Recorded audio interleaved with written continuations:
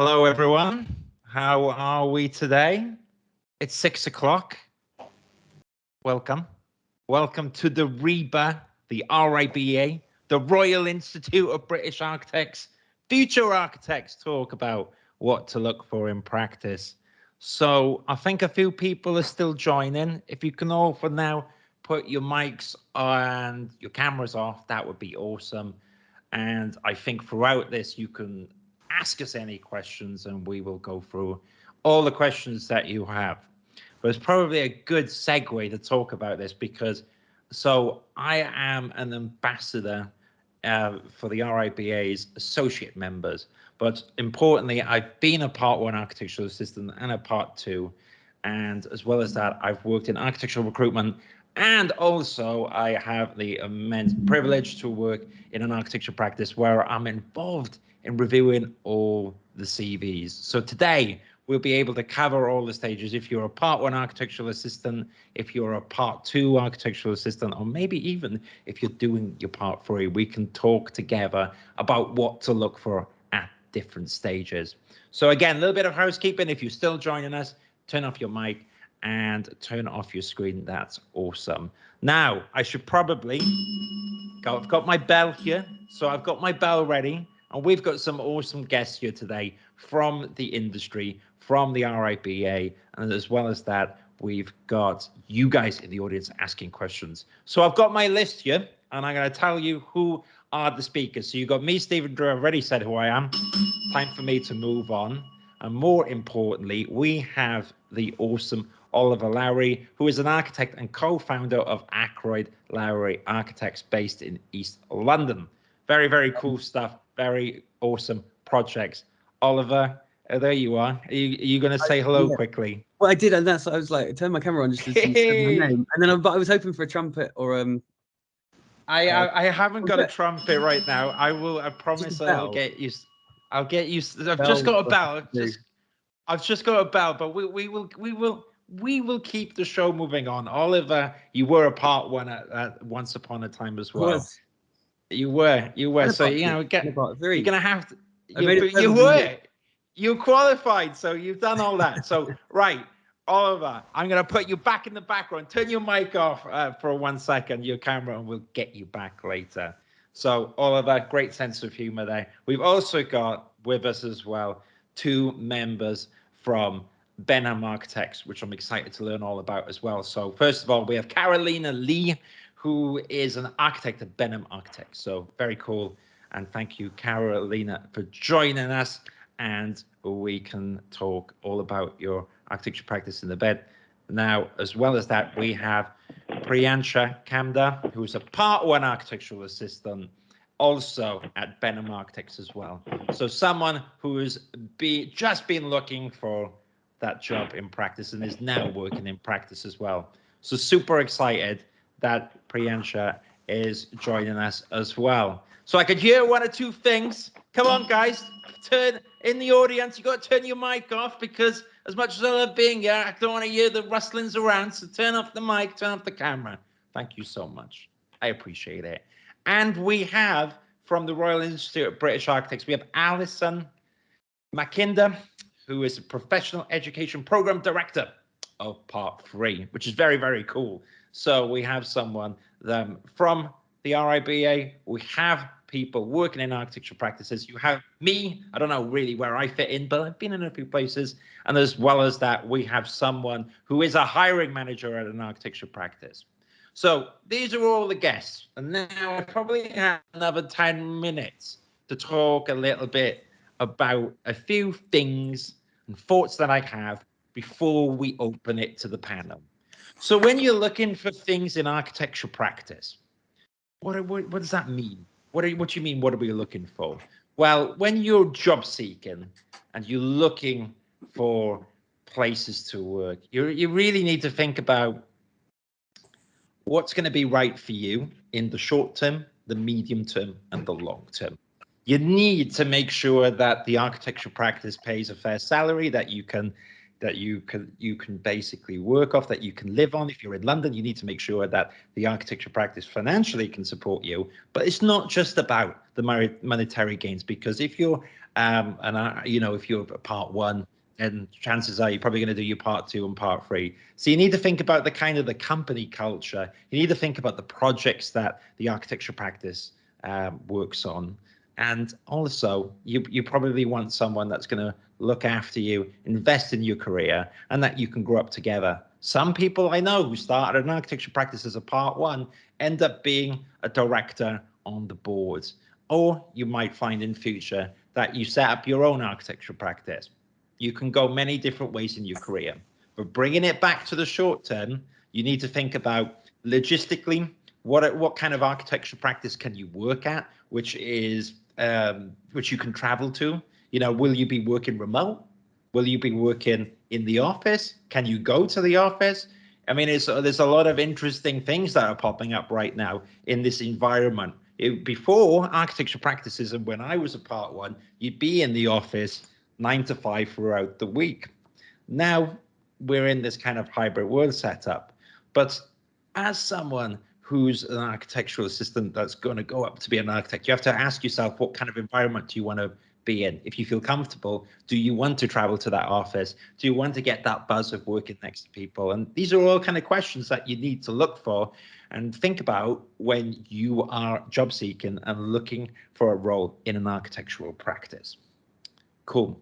So I've still got a few more minutes. So let me dissect that a little bit more before we move on. In terms of recruitment, because I've seen a lot of people that are job seeking as well. And the best questions that I've seen about when people look for in practice, we talked about it, the logistics. Can you financially support yourself while you're working? That's kind of important. Things cost, inflation, all that. You need to make sure that you've got a decent salary. You need to make sure logistically, like we covered now, that you can actually go to the architecture practice. But then as well as that, another logistic thing is, what kind of software does the architecture practice use? So for example, Oliver, who will be talking later, in Aquilary uses ArchiCAD. He uses not Revit, but it's BIM. Do you have that kind of software, right? Perhaps you're someone that really enjoys hand drawing. Is that part of the architecture process at that architecture practice? What do they use? Is it AutoCAD? Is it Vectorworks? Do they provide training? These are all kind of things that are quite important, especially as a part one. It's the kind of things that you need to think about, again, logistically in terms of the job. As well as that, probably when you're a part one, if you're interested in residential, if you're interested in hotels, if you're interested in hospitality, then that could be a good starting point as well of things to look for in an architecture practice. Are they doing the projects and the typologies that you're interested in? But perhaps you don't even know yet because you're a part one and you're thinking, well, I don't know, I want to see what's out there. So maybe go into it with an open mind. So these are a few things that I see people asking me all the time to look for in practice. And as well as that, what type of architecture practice? Is it a large scale? Is it a medium scale? Is it a small scale? It's very, very different, the types of roles that you can have. But if you're working in a company that's got 200 people, you might be an important part of a project, but there might be 10 to 15 people on that project, and that's fine too. But if you join an architecture practice, which is actually smaller, and there's 10 people in the office, you're going to get a different kind of experience. Equally valuable, very, very interesting, but it's going to be very different because if chances are there's 10 people and you're a part one, you'll be doing little bits and bobs. You'll be learning a lot. You'll get a lot of responsibility on projects as well. And you will see a lot of the RIBA stages. And that's a good point as well when you're looking for in practice. What RIBA stages does the architecture practice work on? Do they work on RIBA stages 1 to 6? Or do they work to 1 to 3? And if you don't know what the RIBA stages are, don't worry. I don't think I knew where all the RIBA stages were in my part one, but that could be a good one for you to look at now. And typically, if you imagine the building from the start to complete, oh, well, I'm backwards, so it'll be this way to that way. if you imagine it, RIBA stage 1 is effectively designing at the front end stage, and 6 is handing the build over. So construction stages are normally RIBA stages 4 onwards. And if you're someone that really wants to learn construction details and who wants to get on site, then it's probably a really good question when you're looking at practices to ask what RIBA stages that the company does. So these are all things that when I was looking for a job, I didn't think to ask. And we will discover quite a few more of those today. So you've got the logistics. You've kind of got the ambition, what projects you want to work on and all that stuff. And you need to think about long-term stuff. Will that architectural practice invest in your part 3? Can you work in that architectural practice during the summer? Are they okay with that? Or as well as that, you've got the architectural apprentice scheme. Maybe you start as a part 1. And I know a few people who are thinking of doing their part 2 equivalent as an architectural apprentice. Does that practice know what to do with that? Or as well as that, if, for instance, you're an international student, maybe it's worth asking the architectural practice if they're familiar with visas, sponsorships, all that kind of stuff, because it's probably worth talking about that at the start than going all the way down the process, and it's something that that practice is not able to do or not familiar with. So lots and lots of things to think about. But I know you're thinking, oh my gosh, Steve, you're talking about all this stuff. It's too much to think about. Well, we've got questions that you can ask today. And you can fire them along at any point, because there's 1 or 2 awesome members of support staff at the RIBA who are going to store all those questions. And I think you can type them now. And you can also ask the questions to all of us on stage. Or as well as that, you can ask it to a particular member of the panel. So I'm going to do one last quick run through for anyone that's been joining us. And if you just joined us, I'll tell you who they are again. So we've got Oliver Lowry, who is co-founder at EPR Lowry, Carolina Lee, who is an architect at Benevolent Architects, Priyansha Kamdar, Part 1 architectural assistant, and Allison Mckinder, who is professional education program director at the RIBA. So I think we're kind of getting to that point. And I've got a little message on my screen which says bad network quality. So just let me know if no one can hear me or what have you, or if there's any problems, and we can sort that out. Okay, cool. I think what we're going to do now, if it's okay with everyone, is that we're going to get our first guest on the stage. So this is the part where I've got to do now an introduction for the awesome Oliver Lowry. So Oliver, you can unmute yourself and get your mic out. And I met Oliver 2 years ago when Oliver would use me on recruitment, and we were due to record a podcast. And in the end, we didn't record that podcast, Oliver, until 2 months ago.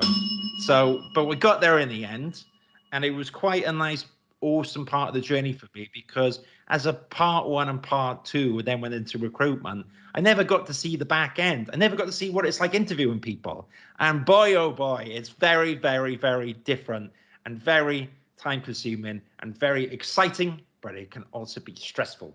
So Oliver, you set up EPR Lowry a few years ago. I've seen the trailers, I've seen the work, and I get to see it on a daily basis, and I think, quite frankly, it's awesome. You're a bit of a mover and shaker, but perhaps this can be a nice segue then, Oliver, for you to tell us a little bit about yourself, and then tell us what you would recommend people look for in an architectural practice when they're a part 1 in terms of applying.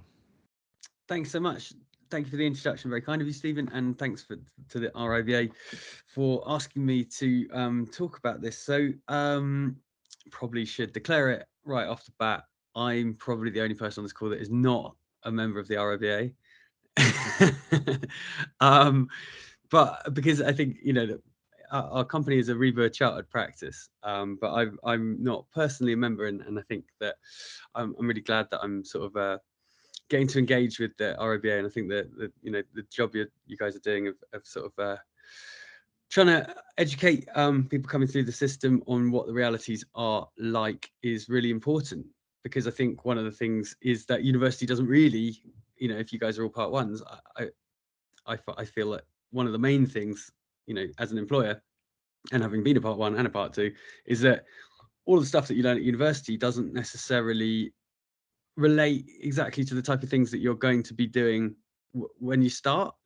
And so, with that in mind, I think that's, that is what it is. And until that changes, I think what you guys as part ones going into your first job should be thinking is, well, okay, what does that mean? And what am I really going to be doing? Like my practice, I treat everybody that comes through the door as an architect, right? And I tell them that. So I'll sit down with the part one and I'm like, right, you are now, in my mind, you're an architect. I'm not, yes, you'll have to do some scheduling, you'll have to do some boring things occasionally, but like I will treat everybody as a designer. And that's, I want people to take responsibility and to be able to kind of communicate their own ideas. And that's really important to our company, but I don't know how other companies do it. And I know that lots of part ones do get stuck doing tasks that are reasonably menial. So I think in the interview, make sure that you're asking that, make sure, what, not only what projects, like for me, I would forget about the sector specific thing. That all comes later. Like we still, today I got asked to design part of a hospital. I've literally never designed anything to do with healthcare before. And I was like, yeah, I'm sure we'll work out how to do that. And I think, that should be your attitude about any sector stuff. It's just like, it's a new challenge. But what is fundamental is that you're learning stuff on a daily basis and you don't get stuck doing repetitive tasks again and again. So making sure that you're, as soon as you land in the office, being loud about your ideas, being forthright about your ideas, telling the people above you that you have ideas about design, because ultimately that is the bit that you're getting taught at university. And where you get this dissonance is where you sit there and you'll put, onto a project that's going into kind of a technical design stage, and then you get stuck in that for 2 years and you come at the other side and you're like, what the hell, I didn't learn anything about design. All the stuff I got taught, I never got to apply. So be pushy and make sure that is something that you are, if it is something you're interested in.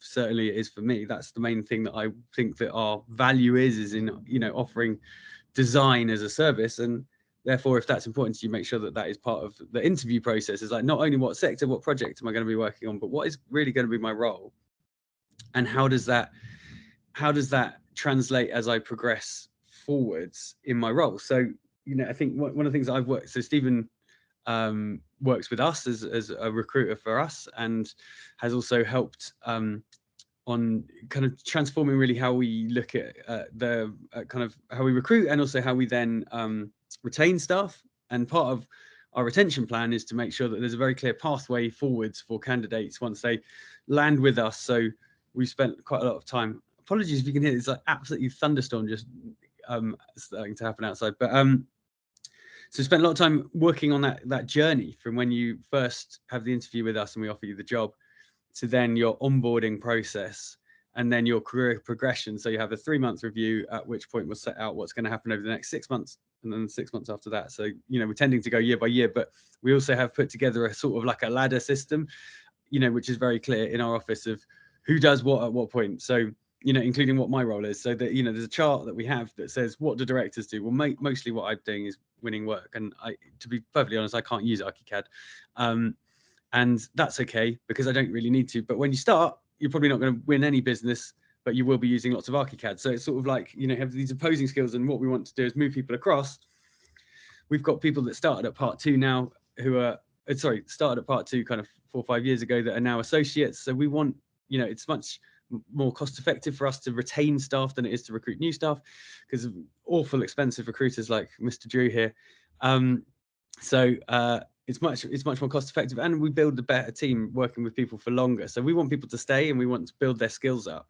So you should be asking in your interviews, how does this work with my progression? I mean, yes, at part 1 that's slightly complicated because you're going to have this big gap, but maybe not. And I'm all in favor of the courses where you don't have to go back to full-time education. I think that is, and this is a controversial view, I'm sure, but largely a waste of time. Certainly was in my point. Once I started my work as part 1, I never wanted to leave. I loved it so much. I never wanted to go back and go back to university.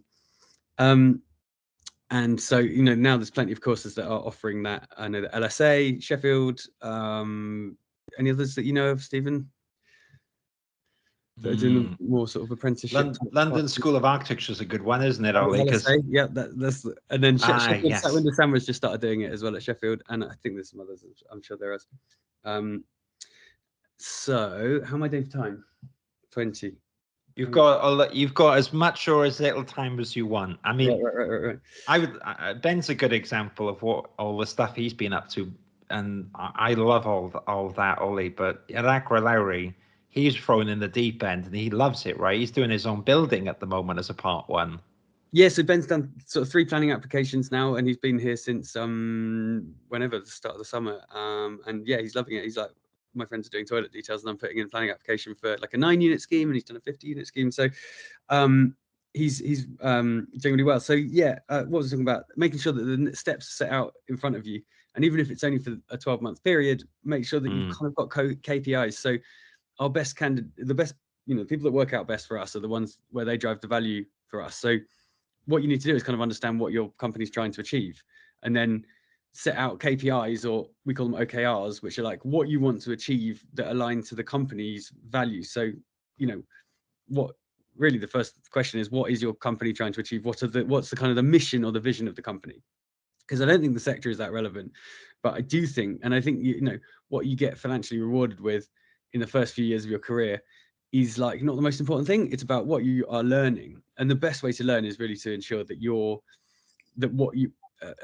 what you are trying to achieve aligns to the company's values. So you know, what is the company mission? Like, we know ours, so we're building a company that designs the cities of the future. That's my one line that I can tell you that drives every other decision. So that means that we were trying to build this energetic company that uses technology and also considers what city scale architecture is like, and what the cities of the future, they have to be sustainable, low energy, places where, you know, humans can exist and feel comfortable. So all those things, if you can align yourselves to our mission, then that means that the pace of learning is much quicker, and also the pace of kind of financial reward becomes better, because it's like, you know, we will pay people more when they drive value at any stage. And so we don't, that ladder that sits in our office, it doesn't say part 1, part 2, part 3 architect, senior architect. We took the titles off, because that doesn't really matter to me. It doesn't matter if you've done your part 3, if you're driving lots of value because you're delivering on our company mission, which is to design the cities of the future, then it doesn't, to me personally, matter hugely if you've got a part 2 or 3 qualification. We've got a girl who's doing an amazing job, who's got a graphic design background, and her dad's an architect, so she just happens to already know how to use ArchiCAD, and she's just drives amazing value in our business. And that, you know, we reward that rather than saying, hey Nat, you should go and do your, you know, part 1, part 2 or part 3, because they're not necessarily relevant. If you can understand what your company is trying to achieve and align yourself with that mission, and then on that, you know, ask for responsibility. Like, the only way that you really learn, I think, or the way that I learn, and you know, is just by taking responsibility for stuff. And it's scary to start with, but you know, if you're in the right sort of nurturing environment, you won't be given it so that you're going to drop it. You'll be given it. It might appear like you're taking lots of responsibility. There will be a support system around you, but you should be asking for that responsibility. I love it when people come and ask me for responsibility. I want to give it away. I don't want to carry it all myself, and no director does, I'm sure. So yeah, that's kind of my overview of what you should be asking. In terms of other things that I think that we do that are more unusual, we do paid overtime. So it's something that I think, it was my big bugbear, that the architecture industry doesn't value itself properly, and you know, and there's not much that's done about that. So I was like, okay, well, let's just deal with this ourselves.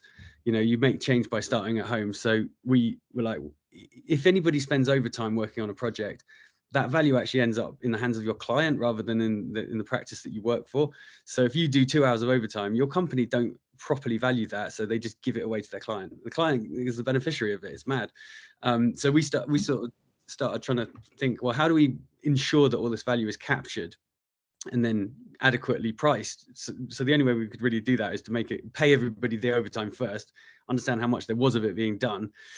And then that was obviously a big hit on our finances, but it allowed everybody to be rewarded for the value that they were adding our business, which is then being passed on to the client. And then we were able to try and reduce the amount of hours because we actually knew how much overtime people were doing. So that's been something, you know, we're quite, I thought that was actually the main thing I was going to be talking about tonight. And, you know, it's something I'm very passionate about talking about, but possibly not the main topic of conversation, considering I think we're the only company that's doing it.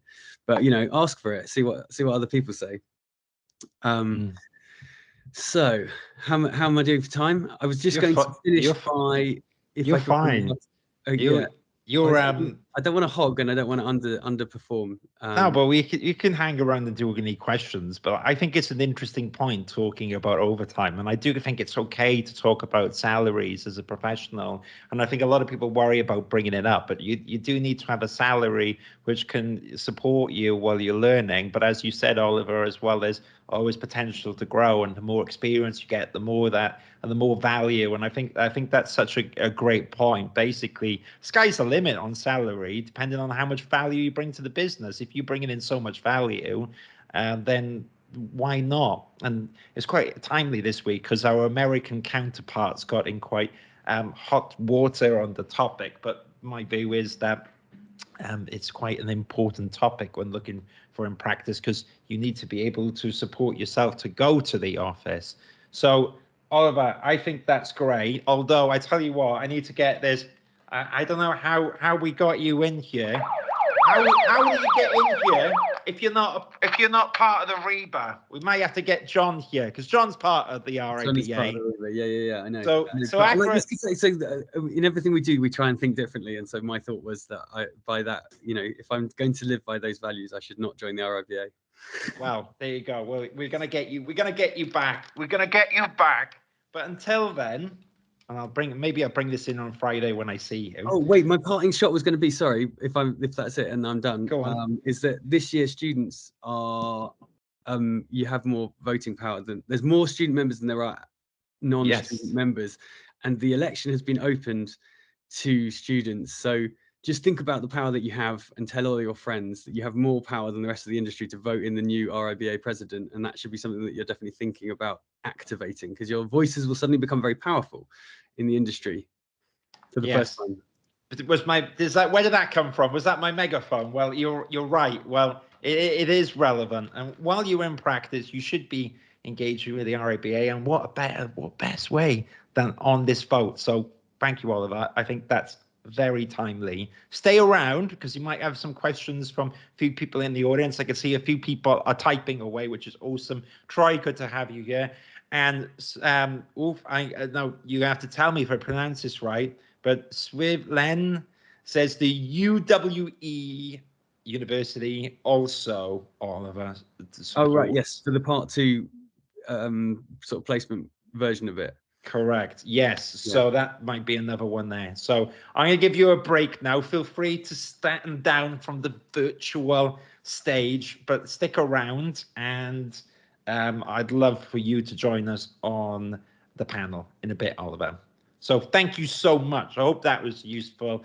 Oliver's definitely one of a kind, and so is Ackroyd Lowry, and I think it's amazing that an architectural practice supports overtime, and we're going to see more and more of that come in as well. But every architectural practice has so much value to offer, and every architectural practice is different, and every architectural practice is on a different part of the journey, and every architectural practice will look after their part 1, part 2, and part 3 students in hopefully awesome ways. And if not, we should talk about that as well. But here today, we're going to talk about architectural practices who we believe are doing it the right way. So on that point, we're going to move away from Ackroyd Lowry, and we can return to Oliver a bit later. But I am joined here by 2 members of another awesome architecture practice. So I have Carolina, so apologies, Carolina or Carolina. Tell me how I pronounce it first. Which one am I getting wrong? It is Carolina. Carolina, amazing. I was right the first time. Should never have doubted myself. The beginning. Yes, Carolina Lee is here from Benevolent Architects. You are an architect yourself.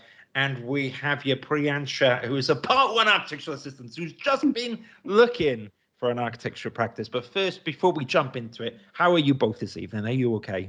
Very good, thank you. Good, yeah. You're in the office, huh? I like, oh, we got the books. It's Yeah. like nice and professional. We chose the nicest one we've got. Yeah. Books. Yeah, good for you.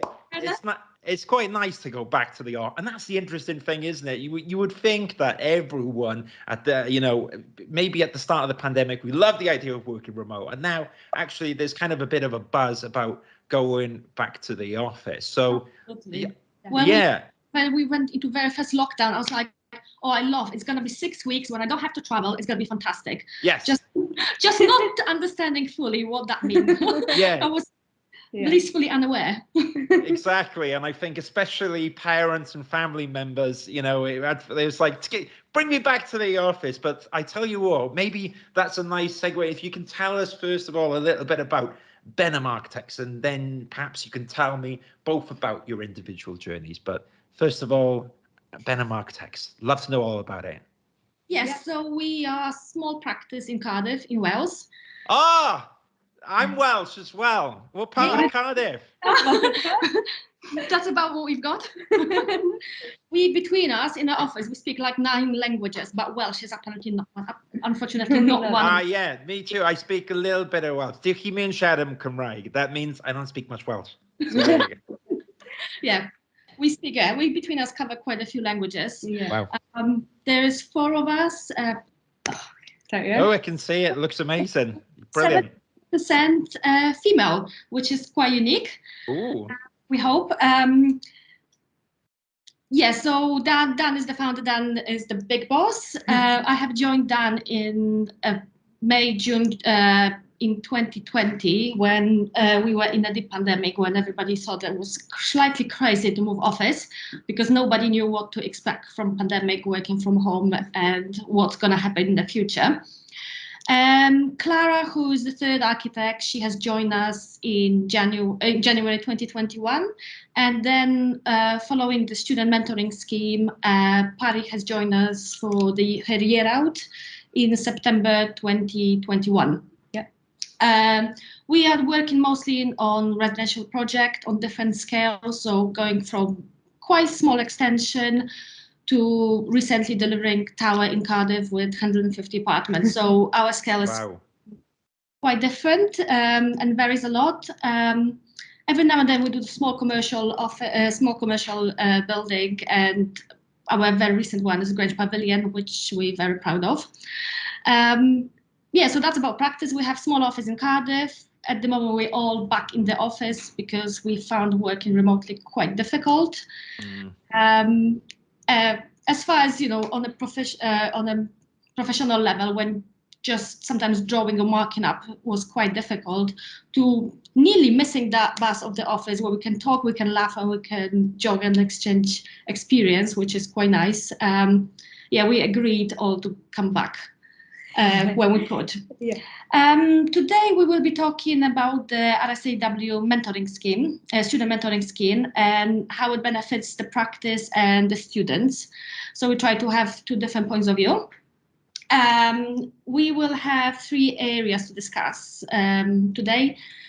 One, we will talk through what the scheme is, what our experiences of the scheme was from our point of view and from Pari point of view as a student, and then we're gonna have our final conclusions and reflections.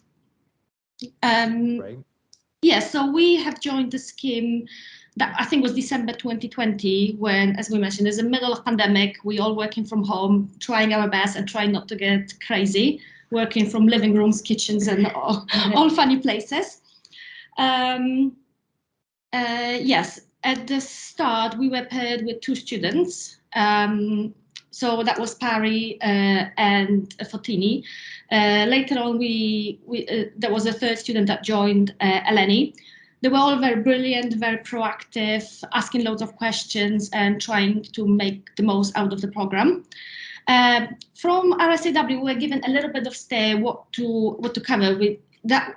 The program was, we were supposed to organize 2 to 3 meetings with the students and cover area of what the architectural practice means, what your everyday life in the future gonna look like. We were supposed to review one or couple of completed projects, and then do review with the students of one of our live projects. At this time, all meetings were online because we were not allowed to meet anywhere. So that was slightly less fun than it could have been, but we still managed to do this quite nicely. And yeah, so the way we started it, we have prepared a little presentation about who we are as a Benham architect. This is our Grange Pavilion. Very well, we at this time we just completed it and we could not open it because of pandemic.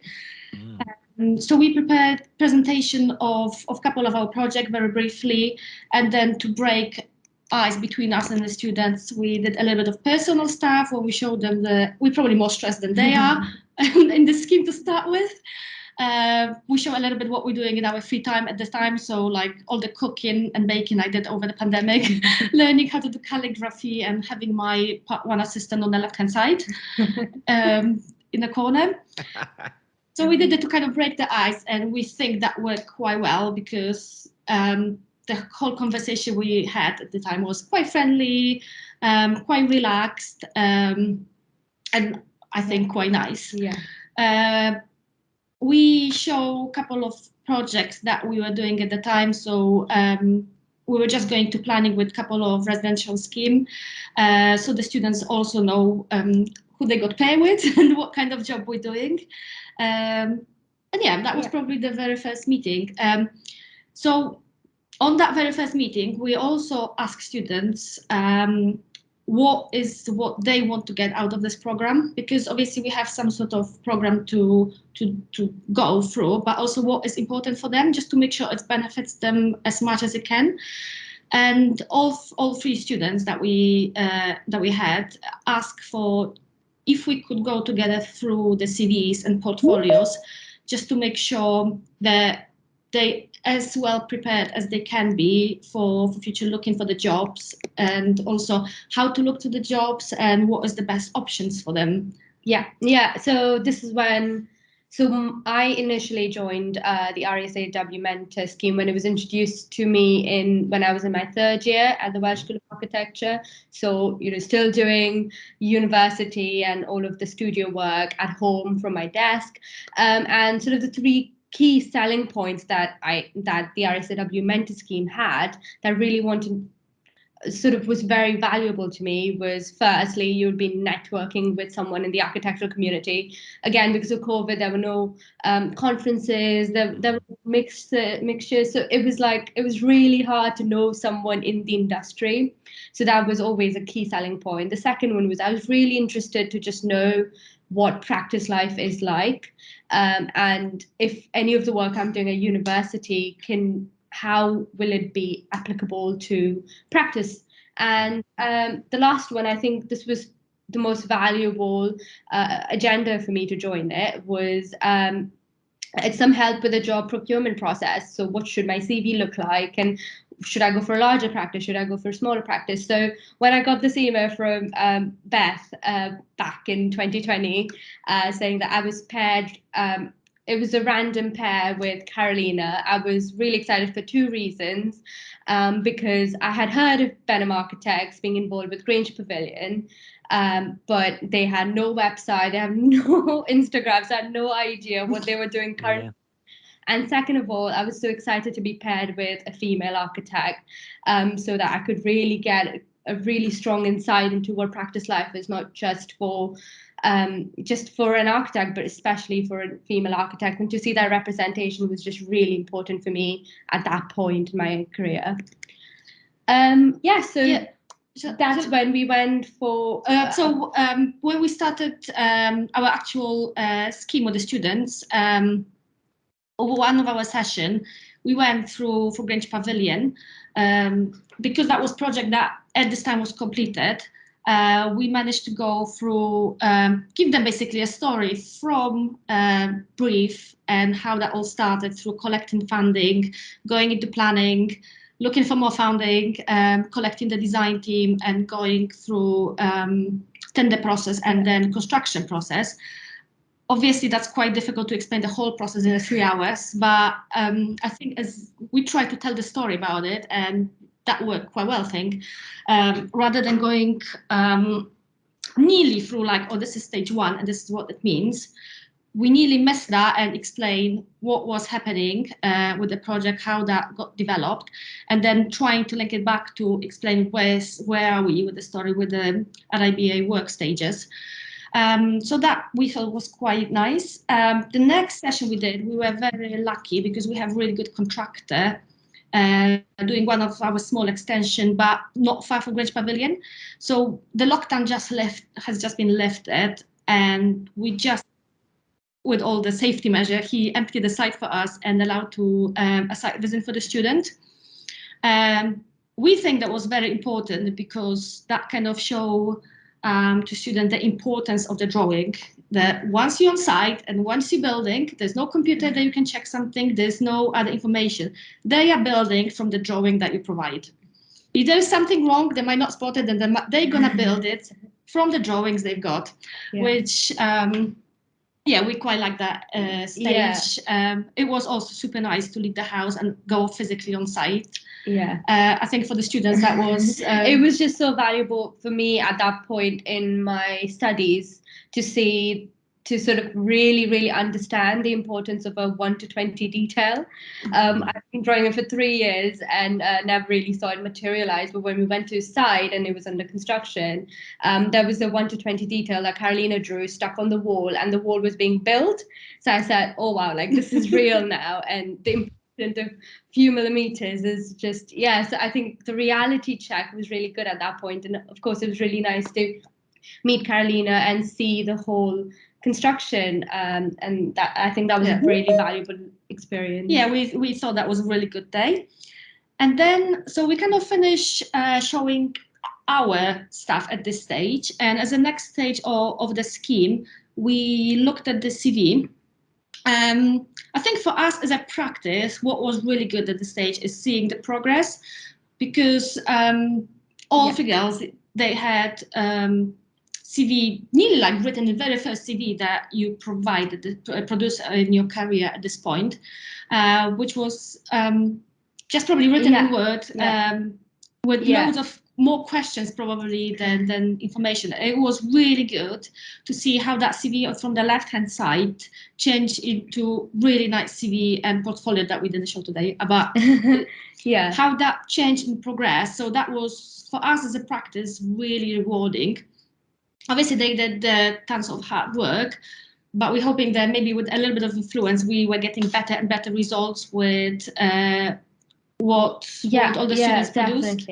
So that was really nice to see. I think at this point, as a student, what I was really confused about was if I wanted to work for a larger practice versus a smaller practice. And speaking to Carolina over the meetings, she told me about her experience at larger practices in London and Paris, and how she moved to a practice of 3 at that point at Benevolent Architects. So she had really varied experience, and could ask all of these questions and get almost sort of a pro-con list for what I should be picking at. But what I really sort of liked at that point was the idea of learning in a smaller group. And that's when I knew that for my year out, I wanted to apply to a smaller practice. So on the left, you can see this was my CV I had before I started to talk about it with Carolina.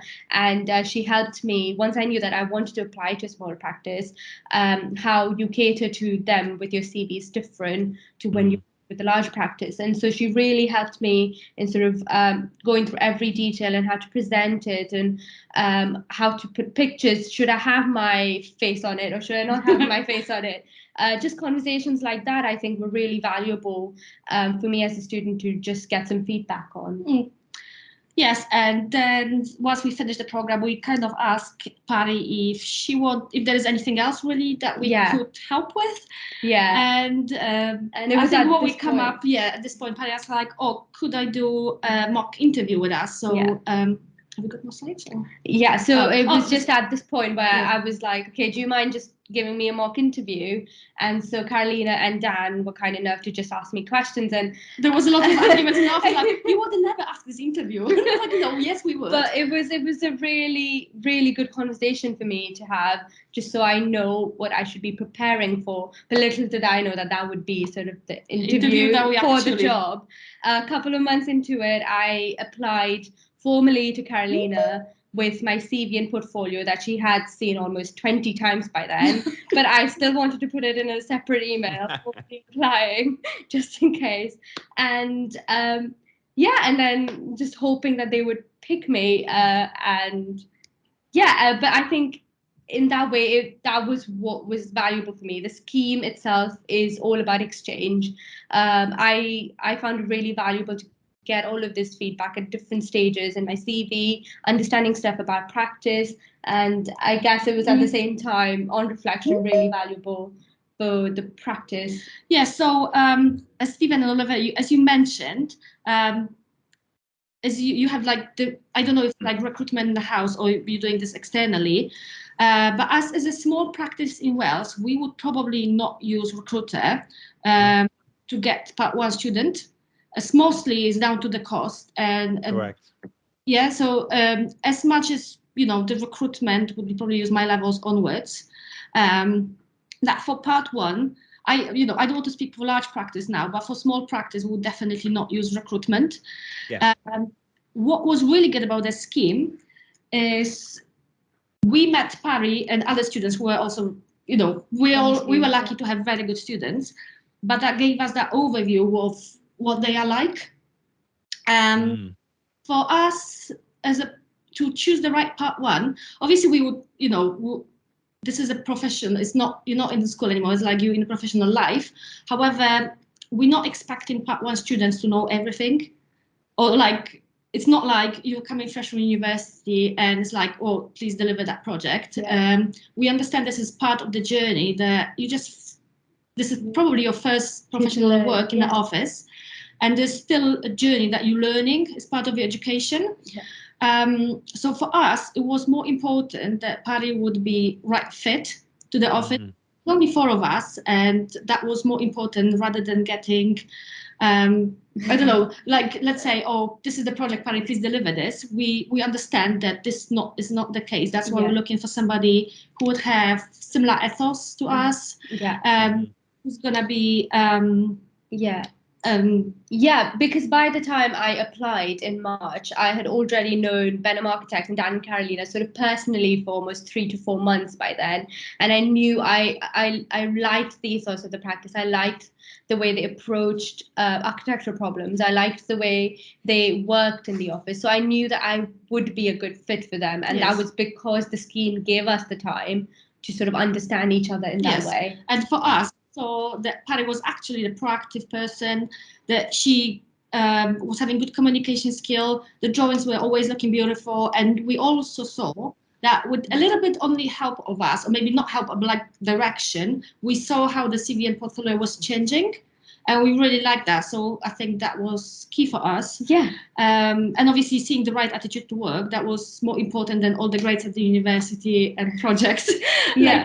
So this is what we, as a practice, looked more at rather than the university results. Yeah, and to end it off, this is just a screenshot of, so Carolina and I usually texted through Teams to do the meetings, and just one day I got a text from Carolina, are you free to just do a call?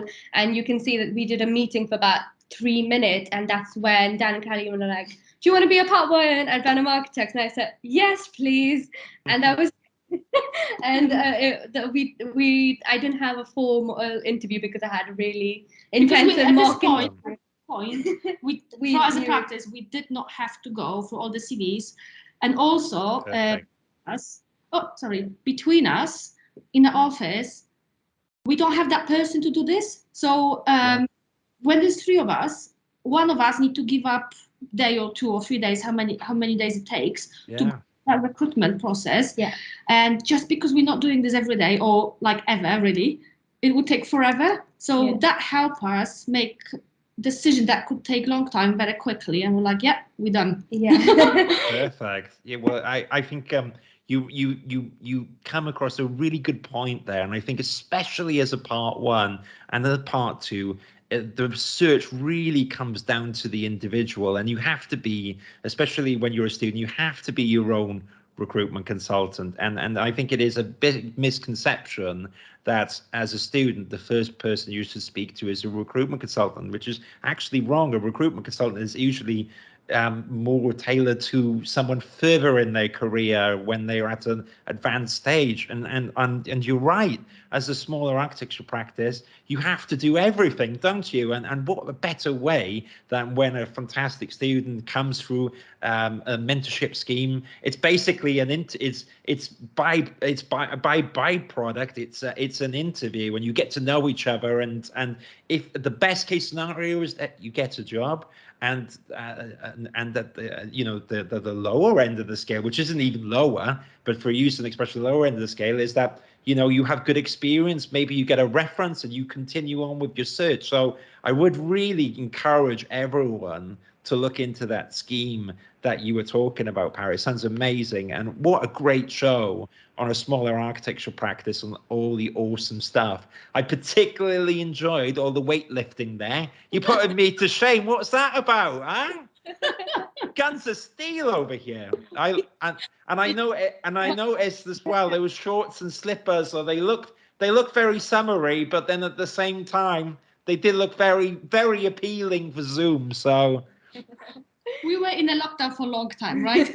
yeah, exactly. We You all could have, guilty of having pants and shirts. yeah, you could have comfy loungewear as well, haven't you? So I think that's brilliant. And just a quick reminder for everyone in the audience. So if you two both are kind to stick around, I think it will be great. And then you can answer some Q&As, and that's probably a nice thing just to remind everyone that you can send your question, or I think you can put it into the chat, or I think at the end of the session where you're going to open it up so you can ask all about these questions. You can ask about the mentoring scheme, you can talk about how you should take the search into your own hands. And I think that's what we're talking about here. What is the subject of what do you look for in practice kind of hints on the fact that you're in control of the search, and the more questions you have and the more proactive you are and the more you go out there, you're going to find awesome architecture practices. You're going to find companies like Accra Lowry, you're going to find companies where Carolina and Parry are working, and I think that's going to make the difference. The Benham Architects, a smaller architecture practice, they're focusing on all these awesome projects that you saw. And yeah, sifting through CVs takes like a full day, and not everyone has time to write adverts. But if you're that person that sends in your CV and portfolio to the architecture practice, I'm sure it will be welcomed.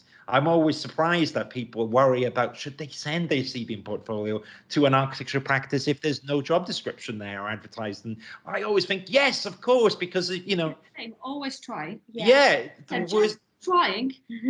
Yeah, and answer your email, pick up the phone and make a phone call. Well, you're right. Job offer in April, and I submitted my final. Only starting in September. Yeah, I hadn't even finished my third year, and they had offered me a job. So yes, do keep applying. Exactly, and I think that the more you're out there, the more you create opportunities for yourself. So look, that's amazing. I haven't got my virtual soundboard. I'll give you a proper clap. I'm sure there's a lot of people who are interested. So please do stick around. I can see Kirsten's asked 1 or 2 questions. We're going to do the Q&A in a bit. So if it's okay with you guys, stick around. But that was an amazing show. I really appreciated all that. I'm sure everyone did here. And if you could kindly mute your mics and have a break, have a little coffee or a glass of water, and we'll do the Q&A in a bit, and I'll go on to the next guest. Thank you both. That's awesome. Perfect. Well, where you go, smaller architecture practice with big burst in the character, and look at all the amazing opportunities that you can get. And it just goes to show sometimes even a quick Google search or quickly going through the RIBA directory and applying to an architecture practice or joining one of those RIBA mentoring schemes, the RIBA mentoring schemes, sounds really good to me. I mean, what better way to get work experience and to find out more about different architecture practices, creating your opportunities and looking and finding out what you want in an architecture practice. The more you go on with that search, the more you kind of you wrestle with it, the more you get engaged with it, that will start answering itself. But do not go anywhere. Keep around, because I've got another awesome guest with me. So, Alison Makinder, who is the Professional Education Program Director at the Royal Institute of British Architects. Alison, you please feel free to unmute your mic and turn on your microphone whenever you have a moment. I really appreciate you being here. How would you like to, do you want to first of all tell me a little bit about yourself, and then you can go on with the presentation, or whatever you prefer, Alison? Okay, well, my day job is part 3, I have to say. Yes.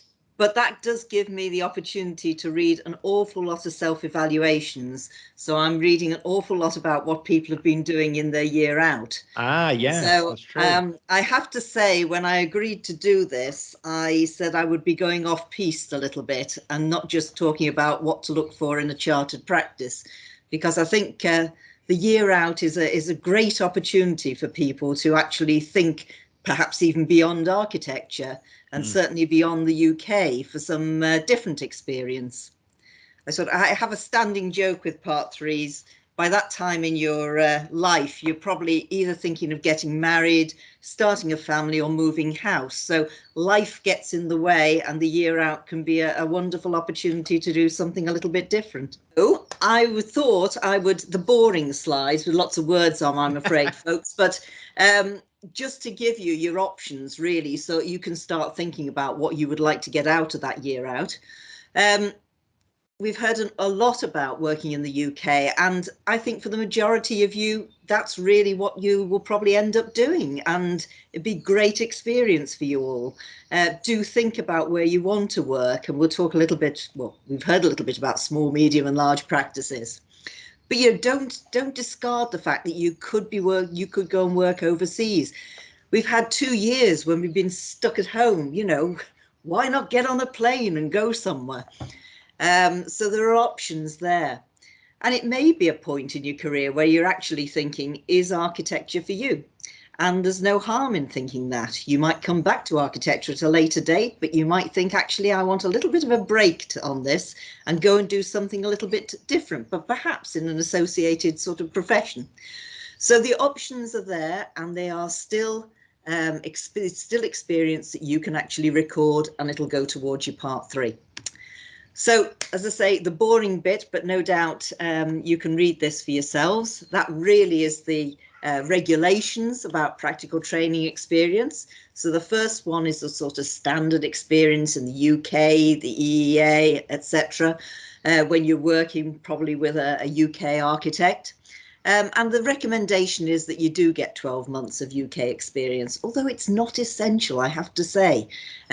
We run part 3 courses all over the, well, I'll say all over the world. We've done them in New York. Our main one is in Hong Kong. We've done it in China and the UAE. And people there still manage to do their part 3, even if they haven't had direct UK experience.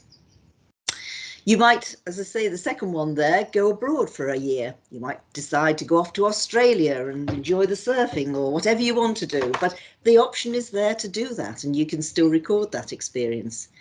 And similarly, you might want to do something else within the construction industry. So maybe you've done a project at university where there was quite a focus on maybe interior design or maybe on landscape architecture. And you think, actually, that's interesting, a bit different from architecture, might want to go into that.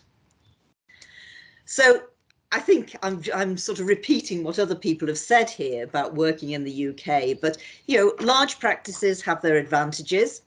You might get a very high profile practice that you want to work for. There can be advantages because they're often multidisciplinary. So you've got that direct, you can directly approach maybe structural engineers, quantity surveyors, and so on. You've got a bigger network of colleagues. So generally the social life tends to be a little bit better from what I see with the bigger practices. Not always, I have to say, but you might have more options there. There might be a greater opportunity to expand your software skills. This is someone who's barely can work in CAD. So, you know, I'm not even going to go there in any detail, but it might give you more opportunities. And they might have a better structure for CPD, so additional lectures, so you're building up your knowledge all the time with that. Disadvantages of large practice tend to be less opportunity to work across the work stages. I think Oliver mentioned this earlier on. You know, they're working on very, very large projects, and the chances of you seeing a lot of movement between work stages is probably going to be very unlikely. And you could find yourself, rightly or wrongly, working on a lot of competitions and the like. You're going to be a small cog in a big wheel, to be perfectly honest, and you're going to have less responsibility than you would if you were in a smaller practice. So with the smaller practices, or more involvement in all aspects of the project, there's a good chance. I mean, I worked for a small practice in my year out a long time ago, but I saw a project right the way through, from start through to completion. And I got an awful lot of responsibility in doing that. You've got a smaller network of staff. You probably got a less structured practice management system. So that's sometimes not a bad thing, but it can be a little bit off-putting at times when you're not quite sure how their filing system works. It's all a little bit hand to mouth. And there may be less possibility of getting an opportunity to do CPD. As I said, working overseas, well, the world is your oyster, and you might decide you want to experience a lifestyle somewhere else in the world. You might get a better, perspective on international architecture by doing that. Or you might just want to travel and see somewhere else. I mean, and that, as I said before, after 2 years of restrictions, that's probably no bad thing. The one thing to be really aware of, though, on international work is unpaid internships, because there are an awful lot of those around. Now, if you can afford to do it, well, I'm not going to say don't do it, but be very, very wary. I think one way to look for work overseas is target the practices, and it's probably better to target large UK practices that have overseas offices, and you can obviously find those on the RIBA website. You're not out on your own there. The RIBA has chapters. They've got overseas offices in the UAE and China. And they have RIBA chapters, and they're run by architects who are RIBA members. And we've got them China, in the Gulf, Hong Kong, Singapore, Sri Lanka, the USA. And they'll be putting on events, networking events, CPD, lectures, and so on. So you can still engage with the RIBA, even though you might be working somewhere else. You might want to work within the construction industry, so you could want to do landscape architecture, structural engineering, interior design, work on a construction site. The one point here is that if you're going to get your PDR signed off, it does need to be signed off by somebody who is a professional within the construction industry, and that's generally somebody who is actually a member of a professional body. So it's your year out, it's your decision. So you might have a particular interest you want to pursue. You might want to go down the route of historic buildings. So target the practices you look at for that. You might just want to break from architecture. You might want to travel. But the main thing is, do your homework. Don't simply apply for anything that you might see. Don't necessarily go for the easy option. Find out about the practices, speak to people on the master's programs at your university, so they'll tell you where they worked and the experience that they got. Try and find practices who are used to having Part 1 assistants there, because they'll know how the type of work to give you, how to bring you on, what you need, what support you need. And use the Find Architecture to search for practices that may very well meet those requirements that you're looking for. And I hate to say this, but finally, don't forget to fill in those PDR sheets. And I think that's my whistle-stop tour of what I think they should be doing for their year out. Make the most of it. Amazing. Thank you so much, Alison. Thank you so much, Alison. I appreciated that. And you will be pleased to know that even though I haven't done architecture for close to 15 years, 12 years, I still have my PEDRs and they're in the cupboard. And it was ingrained in me that you need your PEDRs when you do your part 3. So very, very good point there. But more importantly, and I think interestingly as well, such a good point, do avoid unpaid internships. You should not be doing unpaid internships. And I do think that my personal advice here is that you should always look for an architecture practice where you will get rewarded for the work that you do in remuneration. You know, it's very hard to keep yourself motivated, especially if you're unpaid. So thank you so much for that, Alison, and some great tips on overseas. And I agree with that. I think about UK offices which have satellite offices abroad. And as well as that, there's some excellent points on the pros and cons of smaller architecture practices, medium architecture practices, and large. It's very true. If you're in a large architecture practice working on a massive airport, it's still going to be a lifetime privilege. And when you go to that airport, you're going to be thinking, I was involved in it. But you're right, the RIBA stages of the airport are going to take a few years. Whereas in a smaller architecture practice, if you're doing smaller projects, you're going to see those RIBA stages much quicker.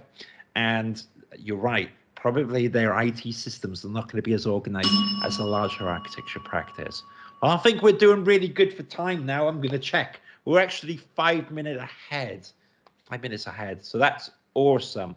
I think at this point, what we'll do is we're going to open it up to questions and answers. So there's a few that have come in and I'm going to tackle them as well. But now's the time for anyone in the audience here. If you have a specific question, do write in. If it could be to anyone on the panel, put it to everyone. But for instance, if you have a particular question to Oliver, then put that question in and I'll go through them all now. And while you're typing away, a few things that I can think of actually on the RIBA, on architecture.com, there's a lot of resources there. And did you know that as a RIBA student, RIBA student member, you do have, as Oliver said, the right to vote, but also more importantly, you have access to all of the stuff there for free. And there's lots of articles and things about Cvs and portfolios. As well as that, I run a website called the Architecture Social, www.architecturesocial.com. And I've written stuff there for people in their search. So being your own recruitment consultant, what you need to do in your CV, what you need to do in your portfolio. There's lots of job boards out there as well. You've got RIBA jobs, the RIBA job boards. You've got the other job boards. I'm sure we all know of the zine, but I want you to think about it that not all architecture practices are advertised on these big job boards, and you should be applying to them direct. And a good way to do that is the RIBA has a directory, which is always my hidden gem, and I always talk about it, that you should check. If you type in RIBA, the directory, RIBA directory 2021, I believe it's on RIBA's website, and that's a great way to find architecture practices. And then you can search for RIBA chartered architecture practices near you, and you could be that person that applies for that role down the road, and you can have an awesome commute to work. Or perhaps, as one of the guests on the stage said, Parry, and that you apply to an architecture practice that maybe doesn't have the Instagram or maybe doesn't have the flashy website, but when you meet them in an architecture interview, you think, wow, this is an awesome place I want to be. So I'm going to have a quick look now at the questions which have come in. So bear with me, and I am going to go through all of them now. So we had a question that popped in from Lucy Harris. Lucy, I'm going to read your question out now. It says, question for the Q&A. I'm in my year 1 BA architecture and thinking about work experience for the summer. I have a practice I'd like to approach. Can you offer any advice on how I should approach them? Do I offer work for free to shadow, or do I introduce myself in person, etc.? So I'm more than happy to have a stab at this, but then I'll give my answer, and then what I'll do is I'll perhaps open it up to anyone on the panel. But first off, there's a few things in that question. I'm going to break it down. So first of all, do I offer work for free to shadow? I think you should not offer work to free at all. I think you should not, if you think about it, why would you kind of bring that level down? Most employers have the ability to pay you because they're charging for the work they do. So get rid of that idea of working for free, but have a think of looking at, as you talked about earlier, proper mentoring schemes, you know, and they're during your education, normally during your part one, your and I think sometimes your part two as well. There's a big difference there, and I think you need to do that research on that. But let's talk about the question a bit. You want to approach the practice. How should I do it? Well, I think get that CV and portfolio ready, and it could be a good, if you really have one practice in particular, maybe knock on the door if you want and have a CV and portfolio to give. Some people talk about printing portfolios and making beautiful portfolios, and that's quite nice, and that's your prerogative if you want to do it. But do not worry at the same time about spending loads of money on a printed portfolio. If you can't do it, it is absolutely fine to send a CV and portfolio in PDF form.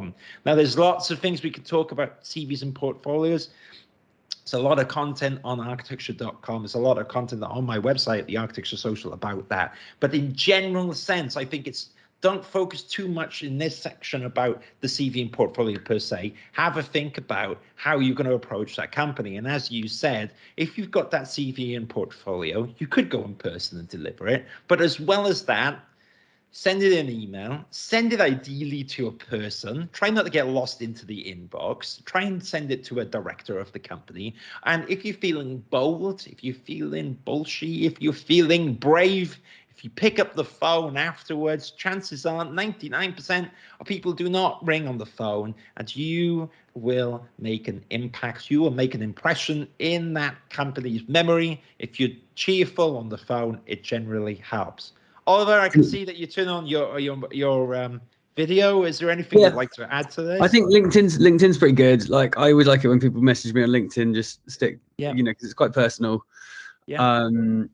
And you know, you get straight through to the director instead of getting stopped by the, you know, there'll usually be a gatekeeper or two before the person that's going to be doing the hiring. But I do disagree. If you're in your summer holidays, in your part one and you haven't qualified from your part one, I don't think there's any problem with doing a week of shadowing an architect, because you'll learn tons. And I don't think you necessarily need to ask for, you know, like, great, I think by week 2 you should be asking for money, but that first week we've always had people in, and we're like, it's always like friends and family and stuff like that. And you know, to do a week when they're like 19, 20 or whatever, or they're at part one or just about to start part one, it's a great foot in the door, because loads of those people come back. That's how Ben, who's part one now, he originally he did a week with us, and then he did, which was unpaid, and then he did the next year he came back and he did a few weeks and it was paid, right? And then now he got his part one. So it's a very unofficial, similar thing to what was being described earlier, which is like a sort of gradual onboarding, if you like. That foot in the door is crucial. You know, we don't want to give it away to our friends and family now. So me and Stephen are building this kind of AL Academy where we want to give these first 1 week opportunities to people who are from backgrounds where they're not necessarily just the friends of the people who run an architecture practice. But if you have those opportunities, or you can make those opportunities for yourself, I don't think there's any problem with doing a week of shadowing people for free, because you'll learn tons, and foot in the door, it will be an investment in the future. So if you don't have any friends and family who have architecture practices, hustle away, go add the directors on LinkedIn, and then message them personally. And yeah, I agree, walk into the office. That's what I did when I started. I just walked into a load of offices, and like, people were just really surprised. And it shows you've got some real balls, or guts. Love it. Well, and thanks for adding that. And it's true. And hey, not everyone's going to agree on everything, and that's the point. It's about kind of dissecting these topics and finding out what works. I think that if for instance, an internship, you know, I think that where I think where it can get a bit strange is that internships can be cloak and dagger part one proper paid jobs. But when you're on about, as you're saying, like true work experience as an apprentice or an intern, yeah, if you haven't that's qualified, very I think different. it's okay to Yes. to do a bit of work for free, but it's not work for free. You're basically, you're not going to be much use in the first week, to be perfectly honest. Like, you are taking value from the company, like You're going to be crashing the files probably, you're just isn't going to it, be, Oliver? you're just going to be sitting in on meetings and like, Yeah. I'm not trying to sound mean, but like the first month of a person who's not got any qualifications, they're not super helpful. They're not really driving value in the business. So you are, to an extent, educating yourself. And I mean, think of it the other way around. You pay a lot of money to go to university, and you sit through a lot of stuff that's less useful than sitting through a few design team meetings and going on a site visit. If you're doing it and you're not getting paid, at least you're not paying money for it. That God, the amount of money you spend on university, and I don't think they deliver much value. So I think shadowing somebody for free, you're going to learn more. Interesting. Maybe establishing goalposts and times is great. I have heard the funny story, and we're not going to go too off on a tangent, of someone working 1.5 years for a famous architectural practice, and then they were given, as a thank you, some nice new shoes. And I was like, 1.5 years for shoes? Now we're going wrong. But a far cry from that is a few days in the office and learning a lot of stuff. So thanks, all. I think that's really useful. And I've probably got a few more questions here and as well. So, and RIBA support members, tell me if I'm kind of getting things wrong. The next one in the order, the next question I have is actually, how many images would you include in your portfolio? Now, I think that's a bit like, how long is a piece of string? There is no number of images. I can give rough ideas of pages and portfolios, but the reality is there is no one size fits all. And I think that is, again, it comes down to research. And it was great earlier having Carolina talking in particular about what she would look for in a CV and portfolio, and what is useful to their practice. And I think that's what's the key thing with CVs and portfolios is it's about seeing relatable skills. So if, for instance, you've used ArchiCAD or Revit and you showed a little example of a Revit model, that could be useful. If, for instance, you're good at fine art, that might be really useful as well. Any examples of technical detailing that you've done during your architecture undergraduate course is going to be really useful to an architecture practice as well. And no one wants to see 20 details. Well, Oliver likes details in an interview, but I guess what I'm saying, I think 20 pages, 30 pages max. Like, it's boring otherwise. Yes, we sift a lot of CVs. Variety. We want variety. You want variety in there, but like, if it's too long, you tend to Correct. switch off after about 10, 15, 20 pages. Yeah, no one goes through 100 pages, but maybe if Benevolent Architects, because I thought this would be a nice part, because you in your presentation talked about going through CVs and portfolios. There you go again, Benevolent Architects. Lovely to have you. Do you think you can expand a little bit about the idea of CVs and portfolios? And just before you start, just double check you're not unmuted or anything like that. I hope we're not muted. Perfect. I can hear you. As you said, I don't think there's one right way to do it, to approach it. I think our industry is one of this industry where we really value being creative. So there's like, we were talking with Patty, because even with CV, there's a number of ways. You can just provide CV with a text, or you can combine CV and portfolio. It's just so many ways, creative ways to sell your best.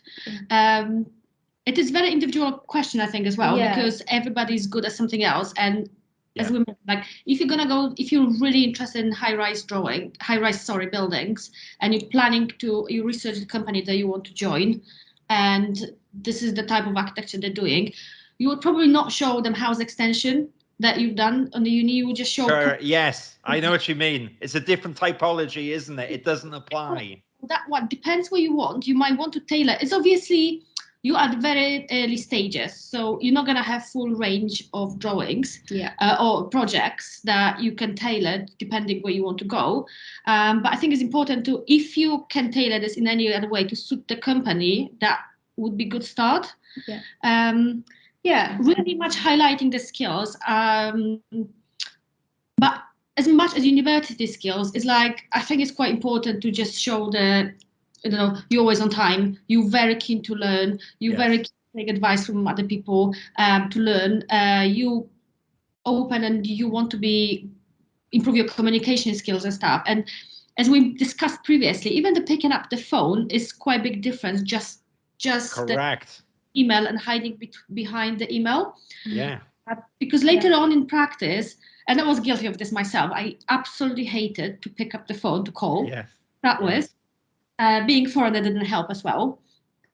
But it is a key, because in the practice later on, you will have to pick up the key and call planner. You will have to pick up a phone to call a planner. You will have to pick up the phone. Yes. To call and I don't know, structural engineer you're working with, or somebody who works with ecology or finance department. There's gonna be this phone calls that we have to make, and obviously it will get easier later on. Once you start doing this phone calls, you will get used to them. But for us, it would be quite key to actually. It's obviously nothing wrong with sending emails, and if we're happy with this, we would respond straight away. But the reality is, very often we're like, oh, I just respond when I just do that one email, and then the second email, and then it's just getting missed. That might be the case. So we would really appreciate a phone call. Yeah. Or even turning out at the door, just showing, yeah, I'm happy to have a chat, and I'm really to have that clear conversation with you. Yeah. So that would be really good for us, I think. Yeah, but just in terms of portfolio, I think when I was putting mine together, I was doing it sort of in line when I was still submitting my third year design, and I was still designing for my third year. So I didn't have final pieces of work, but the practices that I was targeting at that time were interested in thought process and skills rather than final renders. They wanted to see the process of how I got to a design decision. So I think I think so to us, understand the process was more important than the portfolio. This is what we said. It's like, at this stage of the career, I think it's quite important to show, or maybe not more important, but equally important to show certain skills that you've got as well as working. Later on, obviously that's slightly different, I think. Once you become architect and you have years of experience, that will be slightly different. And I think portfolio and everything else will look slightly different. But this is the very first attempt. Yeah, exactly. And you're not expected to have lots of experience at that point. But as you said, it's like drive, hunger, eagerness to learn, politeness, attentiveness, but also, as Oliver touched upon, and yourself, maybe the skill sets that you do know, which is the trade-off, isn't it? Actually, if you come to the architecture practice and maybe you're a SketchUp whiz or you're really good at Revit, then that's quite a nice skill set to plug in. What we really picked up, let's say, is, I'm sorry, Patty, using you as an example, really good graphical skills. Yes. Which very often is like, let's say Dan and I, like being super busy, sometimes we just don't have that time to finish something graphically, and we found it like extremely important for us to have as a practice. Yeah, it's true, isn't it? And we didn't ask what software it is, because like we can get really whatever, because we're small, we can get one license. Adapt a bit, getting permission down the line in a large practice to get software. But also showing that because Patty managed to learn that, produce that drawings with that software, she's able to produce it in some other software if we don't have it. Some practices might really value, but again, that's important to understand where you're going to put the CV, like hand sketching. Yes, it often comes up. I see people, and it's a great talking point in an interview as well, isn't it? Hand drawing and that skill set. That said, I have this idea and just do a very quick sketch, and again, that just showing more your thought process than finished project. Definitely. Right. I think that's really useful. Well, thanks for expanding up on that. Now I've got a few questions that have come in, and I'm happy to tackle a few, but also guys, feel free to jump in. Benevolent Architects, again, that was really awesome. What I've got here now is another question that's popped in, and the question is, do you think it's appropriate for people, do you think it's appropriate to approach people working in practice on LinkedIn as a method to find a job. Well, I think that LinkedIn's getting more and more popular, but think of it less about relying on one particular mean. You can approach a practice in person, you can send them an email, you can ring them on the phone. And yes, you can also add someone on LinkedIn. Oliver, as you mentioned, he actually likes people messaging him on LinkedIn. It's doing him a favor. That's his preferred choice. Benevolent Architects also mentioned that if someone showed up to the office and said hello for a few minutes, then that's no problem as well. So there's lots of different ways of going about it. And I always say that the correct way is the one that works. What do I mean by that? Is don't worry about doing the wrong thing. And in terms of approaching people on LinkedIn, I think if you're respectful, that's the key word, polite, respectful, then there's no problem with that. You can add someone and maybe think about what the link, and what do I mean by the link? Well, rather than just saying, dear person, or dear sir or madam, make it personal. Talk to Benevolent Architects about maybe, just an idea here, talk to them about the presentation that you saw today. I really enjoyed that project. I love residential schemes. I love education schemes, or whatever they are. And I would love to learn more about the company. Is there part one positions at the moment? There's nothing wrong with you asking questions. And I do think it is absolutely fine to approach people directly in email. If on the website there's an email address there, then why not send something? Or be bold and call people up, or you can message them on LinkedIn. So absolutely no problem with that. And it's even okay to follow up. Now, it's not fair to a busy person to ring them all the time or to get angry with them, but it's okay to say, I sent my CV and portfolio last week. I know you're very busy. By chance, can I just double check you've got it? And if you've managed to read it yet. And if the person says, I've got it, I haven't had time, you go, no problem. I'm here whenever you're ready. That's absolutely fine. You're allowed to do that. Just be respectful in the process, and it's absolutely no problem. So I'm going to move on to the next question, if that's okay with everyone. And it says, should our CV and portfolio differ when we're applying to a small and large practice? I think we covered that a little bit earlier, Leah, but a really good question, Andy. And I think so. I mean, generally, when you're starting doing your CV and portfolio, and probably when you're a Part 1 architectural assistant, you don't have to worry too much about changing the portfolio a lot. But for instance, if you have, there might be elements of the architecture projects that you've done in university or software skills that might resonate with different practices. So I do think that it's okay to tweak the order, but you really do not need to reinvent the wheel, especially if you're in a Part 1. Don't worry about doing 50 different versions of CVs and portfolios and 50 different cover and letters. Get one that works, but tweak it slightly if you want for the architecture practices. So you maybe have something in a different set of order. So, you know, you're a Part 2 and you worked on an education scheme and a residential scheme. And this practice that you're applying for in your Part 2, so a little bit further in the future, actually works on residential schemes. Put the residential project at the front, because the education scheme is nice, but they don't work in that sector. These are things you can worry about down the line. But if you're a Part 1, and you're initially looking for what you should work in practice, the CV and portfolio that you've got, don't worry about tweaking it too much. Focus on the actual search. Focus on how you approach companies and finding companies, and don't rely on just one big job board like Design. Look for RIBA practices in the directory. You can check out their job board. You can check out my website, the Architecture Social. There's lots and lots of stuff to check. So I'm going to go on to the next question, which is by Abigail. We've got another 15 minutes, I think, so we can do a few more questions. Abigail says, I graduated in May 2021, but now I want to look and apply for a Part 1 graduate opportunities in London. However, I now don't have the luxury of tutors, careers, and university help me out with how to start this off. What's the best way to start this? Is it approach and practices?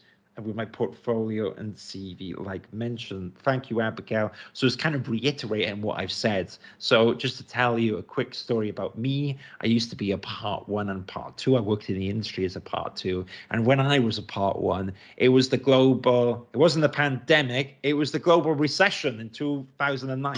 And there were no jobs around. Well, that's what everyone was saying to me. They're like, there's no jobs.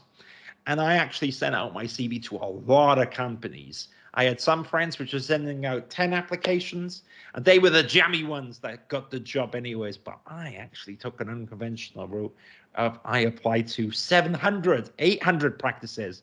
My gosh, that's a lot. But I actually used the RIBA directory list, and I went from A to Z, and I wrote to every company, and I applied to it. Now, that's a crazy way of doing it. But from that 600 applications that I sent out during the recession, I had something like 8 interviews. And in the end, I had 2 job offers, and I went for the practice, which I really loved working with, called EPR Architects. And they are a RIBA architecture practice, which is big, bigger than Benevolent Architects, about 200 people, but they were really good to me. So I felt that basically that was how I went about looking in the search. And it worked out for me. There's no one way of doing it. You can target 20 to 30 companies. You can do a printed version of your CV and portfolio and maybe take that to them, or you can send your CV and portfolio and you can go wider in the search. So Abigail, don't worry, you don't need the luxury of tutors and careers of university. It basically, I did it on my own, and I'm confident you can too. But there are some awesome stuff in the RIBA's free student membership tools. So check out all that stuff. And my website, the Architecture Social, is for free. I promise I'm not trying to plug it too much. I did create the website during the pandemic to help part 1s and part 2s get jobs. So hopefully that's helpful, Abigail. You can totally do it, and you can do it yourself, and don't let anyone tell you different, because I did it, and if I can do it, you can definitely do it as well. And the fact that you're here means that you're caring and you're pursuing it, so I'm confident you will get them. Okay, so Ken wrote the next question. And sorry, everyone, our guests earlier, if you want to jump in, feel free, just unmute your mic yourself and feel free to join us on the questions. So I've got Ken says, hello, thanks for organizing this fruitful event for all of us. I'm thinking about whether this will affect my personal academic journey to become a chartered architect. I joined a company that isn't accredited by the RIBA. Is there advantages, disadvantages for working for a non-RIBA practice? Wow, this is a good question. And potentially, if you'd be so kind enough to join us, Alison. Yes, perfect. I was wondering, Alison, if you can help me on this, because I don't think it's the be-all. No problem at all. Yes. It will make no difference whatsoever whether it's an RIBA chartered practice or not. I mean, obviously RIBA chartered practices have to meet certain quality standards, if you like, as far as the RIBA is concerned. But equally, a non-chartered practice could be equally as good. They could be even better. The important thing is to find the practice that suits you best, but it will have no impact on your progression whatsoever. Thank you. Wow, the perfect timing. You read my mind. I agree. If a practice is chartered by the RIBA, then great. But there are also great practices out there which are not, and who will look after you. And again, I think it goes down to asking some of the questions that we talked about today during your interview and doing your research to find out about companies that will look after you, because ultimately that's the most important thing, that you have a quality experience during your part 1, a bit like Benevolent Architects. And that is the most important thing to set you off and to get motivated about your career as well. So I'm going to have a quick look for 1 or 2 more questions. Now, I think I've got one here from Johanna Lupp. Thank you for the talk. Does a landscape architecture firm with a director as ARB chartered architect and qualified landscape architect still count as the 3rd level of PEDR stages? Alison, It's me again, isn't it? My saviour. That's a very technical question, right up your street. Okay, so it'll really depend on what the work is. If the work is most definitely landscape architecture, then it will come into the third category. If it's a mixture of architectural work and landscape, then you could have it in the first category. But it's not so much who your mentor is as much as the work that you're actually undertaking. And the fact that you say it's a landscape architecture firm makes me think that it will come into the third category. Excellent, excellent. Thank you so much there, Alison. That's perfect. Now, I have to double check if I've missed any questions. So hopefully, anyone, guys, if Bethan, you can tell me if I've missed anything, that would be great. I think that there's one I saw, which is what is the appropriate way to discuss salaries for an internship? How do I do it if it's too low or suitable for the type of work that I'm doing? It's a very good question. It's a very difficult one. It's a very hot topic at the moment. There's no right way or wrong way. I think people have a general different opinion, but I think that especially when an internship is advertised, they should say if the position is remunerated. And I do think it's a very fair question to talk about. Often people worry about talking about salaries in an interview, and I should know. I was too, especially when you're starting out at the start of your career. But remember to try to think about salaries not as a difficult question to ask. We are all trained by our parents when we're younger, when we were taught, and sometimes I think we hear our mother in our mind saying, you should not talk about money, it's very rude. And it's kind of a thing that's ingrained with us. The idea of talking about money is very rude. You can look selfish, you can look greedy. We have to get rid of that preconception, and it's actually okay to talk about remuneration as a professional. So there are definite ways to talk about it. You could be, look, I'm very excited for this position.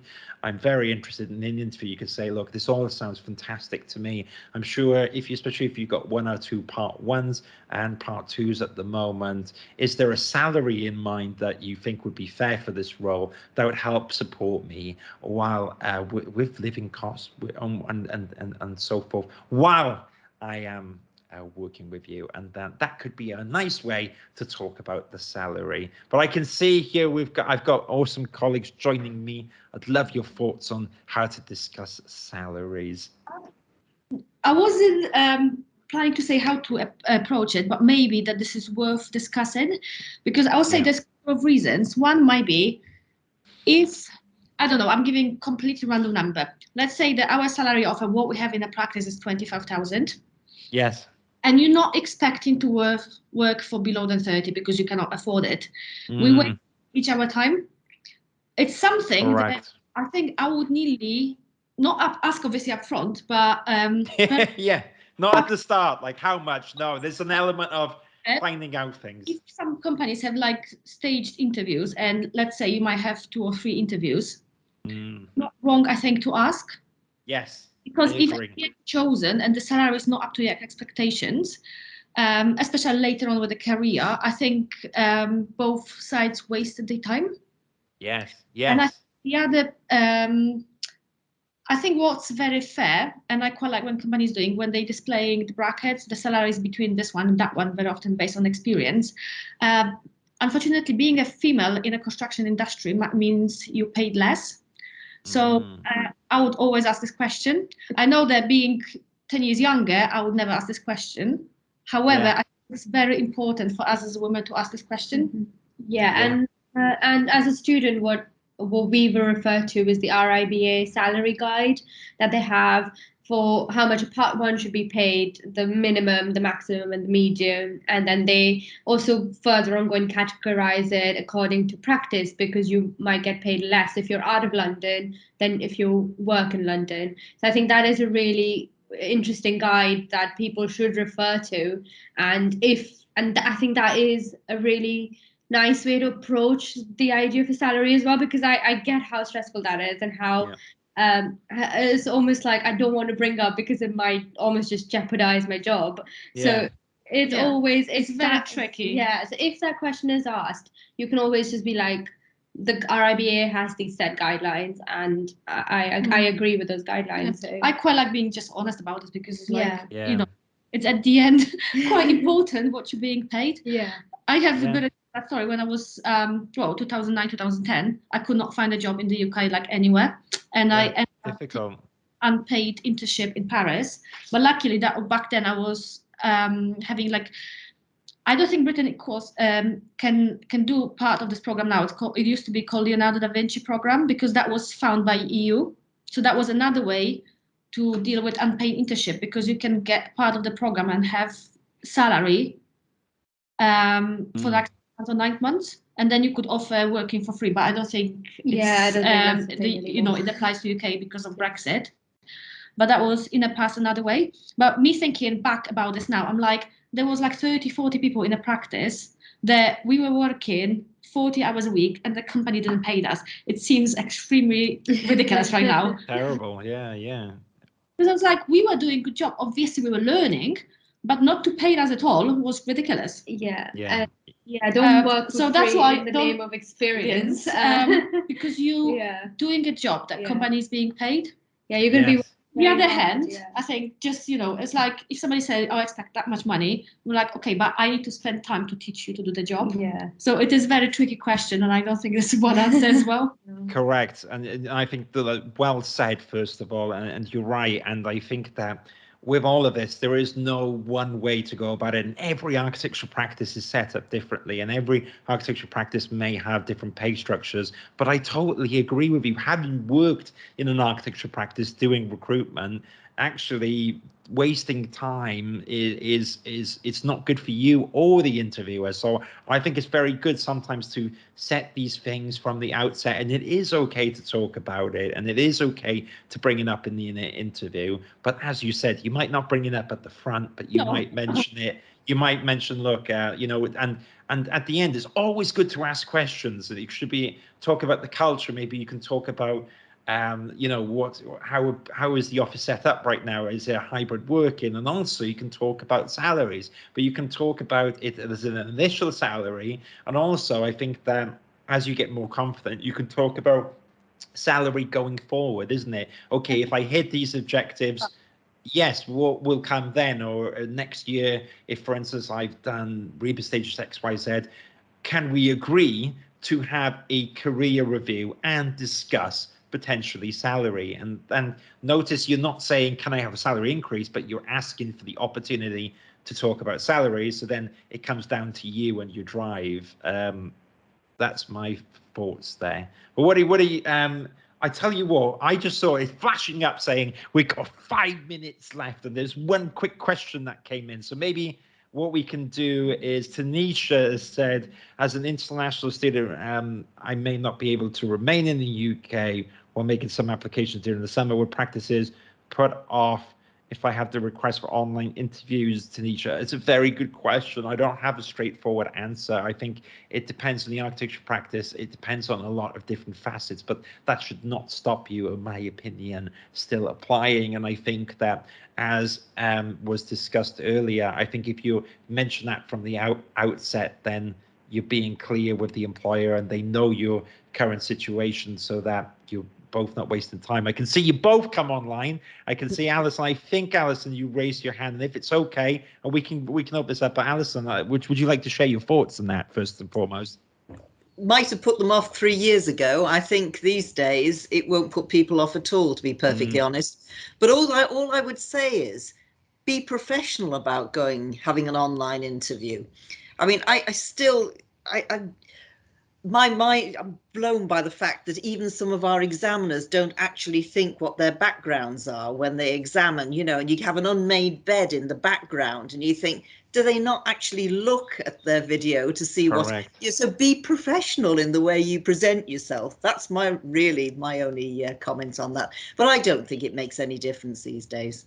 I think so, Alison. And another quick nugget before I throw it back here is that actually I do think while online interviews There is a definite new art form that we've all learned for it. It does help to go in person if you can to an architecture practice, because it's quite good to see the environment where you'll be working in. And I have seen people that during the pandemic, and there's no one's fault because we were doing crazy times, but they've taken the job remotely, and maybe it doesn't quite work when you have to go back to the office. So it's like, oh, it's not quite the same anymore. So I really do think it does help to go into an architecture practice. And I guess to bring it back to the question, Tanisha, that's one of the difficulties of when you're applying remote, but it shouldn't stop you applying. I just think, as was said earlier, I think as long as you say it from the outset, you're not wasting any time. And sorry, guys, I was hogging the limelight there, but is there any final thoughts you'd like to add to that before we wrap up? Yeah, I'm an international student myself. I'm originally from India, and I just did my BSc in Cardiff, and I'm working here. So I completely understand the stress and the visa, all of that. But what I would recommend is, if you're stressed about doing interviews online, what I did, I was stressed about that. I just applied early. I just made it good point. To get a job or get a conversation started before I went home for summer, and that is one way. But if you can't, just make your situation very clear, be very honest about it. There's nothing to be scared of. Nobody's going to treat you differently just because you're an international student. It's a completely normal thing, and people will be completely open if you just have an honest, upfront conversation about it, I think. Excellent. Well, thank you for that. Stay for just 1 second, because I think we've reached the 9. Oh, I'm going delirious. It's the 7:45 mark, so we're bang on schedule. Well done, team effort. I think we're bang on schedule. And what I'd like to do now is to wind this down. But I think in particular, I've loved everyone's presentations. And what I was going to say, Benevolent Architects, where can everyone find you if they want to reach out or apply maybe and find out more about you? Can you give us your contact details? I think we're the only practice where the info at Benevolent Architects is our director's email address. So there you go. Top tip: if you send it to info, email actually works for us. Yeah, I can put it in the chat if that would help. But info at benevolentarchitects.com is the one. Amazing. I thought that was an excellent presentation. Everyone in the audience, get in contact, Benevolent Architects. I thank you again. Say that again. Sorry. Say that. Small practice. Yeah. Send over the details, but give them breather. You know, it's like they're holding down the fort. So that's excellent. We had earlier Oliver Lowry's had to shoot off, but I can speak on behalf of Oliver because I work part-time at Accurate Lowry as well as running my own business. But you can find out more about Accurate Lowry at www.accurately.com, and you can check out all their work as well. Really cool company. Benevolent Architects, I can see you chatting away. Is there anything you want to sneak in here? You're looking at your emails. You're seeing things come through. Sorry, we were just put it in the chat just to realize Bethan or somebody just put it in. Sorry, you did it. Yeah. Bethan's our amazing organizer who's helping me out and keeping this steady ship. So I should say thank you to Bethan on that note. And as well as that, I appreciate the fantastic Alison. Where are you, Alison? Thank you so much for joining us. Alison Makinder, who's helping you out talking about part 1, so who you might even see during your part 3. Thank you so much, Alison, for joining us. Thank you very much. All the best, everyone, finding jobs. Exactly. It's an exciting time. And so as well, who's been in the background, everyone that's been organizing this has been, so we've got Bethan, we've got Eleanor Weekly, and Bethan Proctor, and as well as that, we've had a few people in the background, such as Mark Houston at RIBA.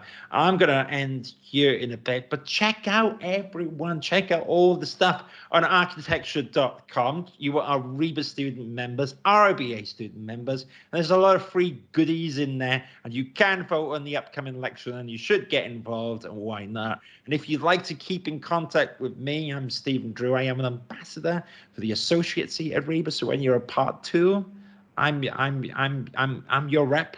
And as well as that, I run a website called thearchitecturesocial.com, which is a community and has lots and lots of guides and lots of videos and blogs all about how to get jobs, as well as a directory. You can search for architecture practices on my website, as well as RIBA's directory, RIBA's directory, which is very cool. If you'd like to reach out to me, drop me a message on the LinkedIn, or you can drop me a message through the RIBA, wherever you want.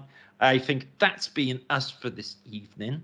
Now, I'm going to look for my RIBA colleagues and find out if they're happy to close it down. But this might be the end of the stream. Thank you, everyone in the audience. Abigail, you, Johanna, Jessica, Svetlan. I really appreciate you being here. I'm going to go in a second. Thank you so much. I probably will turn off my mic now. And thank you, everyone. Okay, cool. We can end it now. Bye, everyone. Have a fantastic evening. Take care.